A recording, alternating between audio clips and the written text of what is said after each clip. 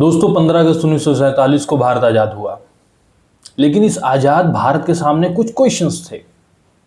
भारत को चलाएगा कौन, कैसे सिस्टम काम करेगा, लॉ कैसे बनेगा, लोग चुन के कैसे आएंगे, इलेक्शन कैसे होगा। और इन सभी क्वेश्चंस जो आम नागरिक के दिमाग में चल रहे थे, इसका जवाब था कॉन्स्टिट्यूशन। और इसी कॉन्स्टिट्यूशन को बनाने के लिए संविधान सभा बनी, जो कि कैबिनेट मिशन के तहत बनी 1946 में।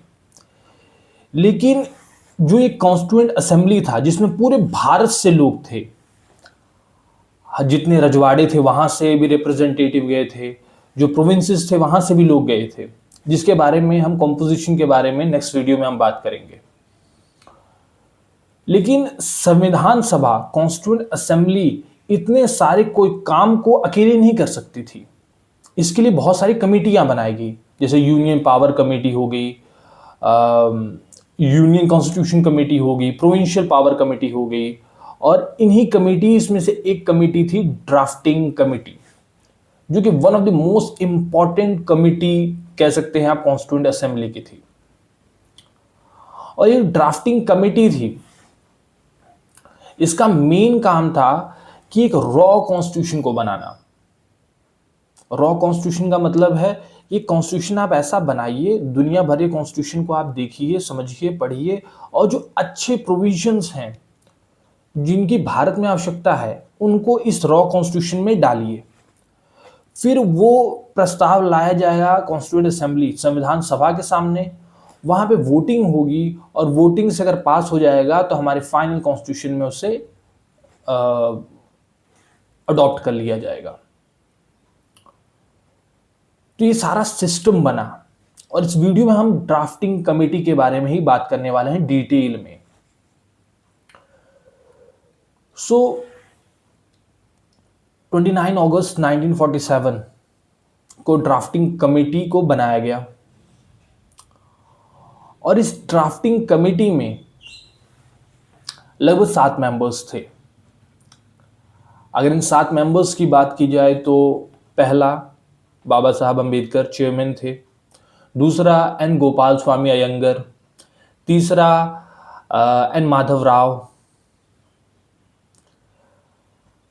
चौथा सैयद मोहम्मद सादुल्लाह, पांचवा अलादी कृष्ण स्वामी अय्यर, छठवां टी कृष्णमाचारी,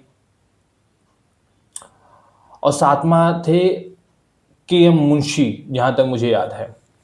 तो ये 7 लोग थे ड्राफ्टिंग कमेटी में, और इन सभी लोगों ने मिलके ही हमारे कॉन्स्टिट्यूशन का ड्राफ्ट बनाया। और इनसे थोड़ा पहले अगर बात की जाए, क्योंकि जो हमारी कॉन्स्टिट्यूएंट असेंबली है उसकी फर्स्ट मीटिंग तो हुई 9 दिसंबर को, 9 दिसंबर 1946 को। लेकिन ये बन रहा है, ड्राफ्टिंग कमेटी बनी 29 अगस्त 1947 को। तो लगभग समझ सकते हैं 8-9 महीने का लगभग ये समय है।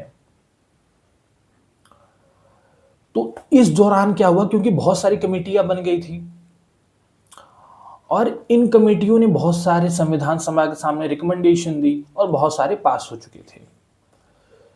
तो जो हमारे संविधान सभा के, कॉन्स्टिट्यूएंट असेंबली के जो सेक्रेटरी थे, जो एडवाइजर थे बी.एन. राव।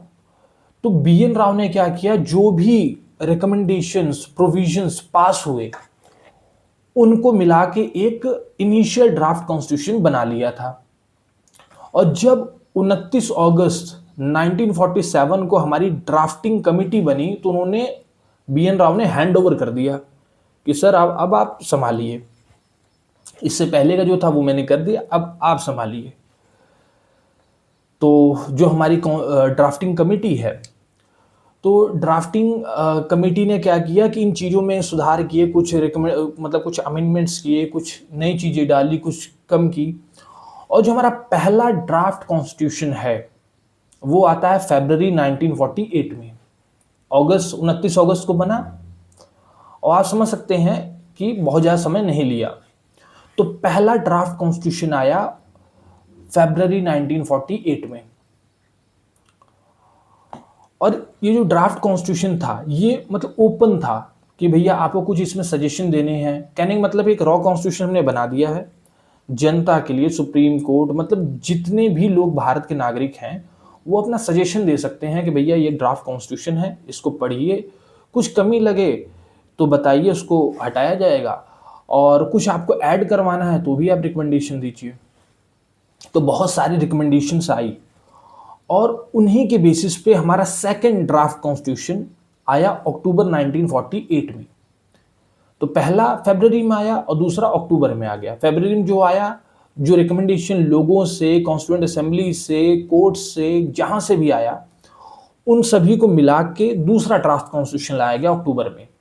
और अक्टूबर में भी फिर जो भी रिकमेंडेशन आए उनके बेसिस में हमारा फाइनल ड्राफ्ट कॉन्स्टिट्यूशन आया 5 नवंबर को, 5 नवंबर 1948।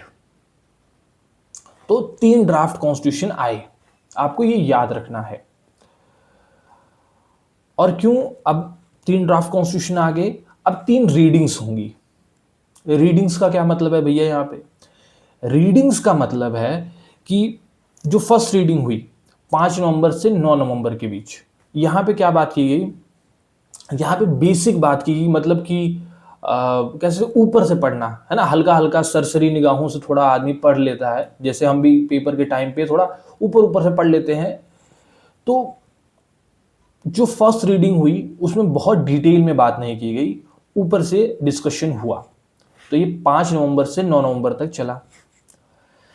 सेकंड रीडिंग का मतलब है कि अब होगा एक्चुअल गेम। यहां पे जो सेकंड रीडिंग हुआ वो 15 नवंबर से लेकर 17 अक्टूबर 1949 तक चला। अब समझ लीजिए कितना, लगभग 11 महीने के आसपास का आप समय मान ले सकते हैं, 11 महीने। और ये जो सेकंड रीडिंग हुई, यहाँ पे क्लॉज बाय क्लॉज डिस्कशन हुआ, डिबेट हुआ, वोटिंग हुई, मतलब जितने भी हमारे कॉन्स्टिट्यूशन में था सब पे डिबेट हुआ, डिस्कशन हुआ, नए रिकमेंडेशंस आए, बहुत सारे अमेंडमेंट्स किए गए, और ये हुआ हमारा सेकंड रीडिंग। तो आप समझ रहे हैं रीडिंग का मतलब क्या है, क्योंकि बहुत जगह आपको रीडिंग का मतलब नहीं बताया गया, बस बता दिया कि फर्स्ट रीडिंग का यहाँ पे हुआ, इस तारीख को सेकंड रीडिंग हुआ। रीडिंग का मतलब है एक्चुअल डिबेट एंड डिस्कशन। और जो फाइनल और थर्ड जो रीडिंग हुई वो हुआ 14 नवंबर 1949 से लेके 26 नवंबर तक, यहाँ पे इतने दिन का हुआ। और 26 नवंबर 1949 को रेजोल्यूशन लाया गया और इसी दिन हमारा कॉन्स्टिट्यूशन पास हुआ। हमारे जो पूरी कॉन्स्टिट्यूएंट असेंबली है उसमें टोटल मेंबर्स की अगर बात करें तो 299 मेंबर्स थे। और 26 नवंबर 1949 को लगभग, उस दिन बारिश भी हो रही थी, तो लगभग 284 मेंबर्स आए और इन्हीं 284 मेंबर्स के साइन हमारे ओरिजिनल कॉन्स्टिट्यूशन पे हैं। ठीक है जी। तो ये था एक्चुअली ड्राफ्ट कॉन्स्टिट्यूशन के बारे में। और लगभग उस समय का लगभग 64 लाख रुपए लगा था इस कॉन्स्टिट्यूशन को बनाने में। बहुत सारे देशों के कॉन्स्टिट्यूशन को पढ़ा गया था और लगभग 2 साल 11 महीने और 18 दिन का समय लगा। ये बहुत बेसिक है, हम सब इसके बारे में जानते हैं कि 2 साल 11 महीने और 18 दिन लगे थे हमारे कॉन्स्टिट्यूशन को बनाने में।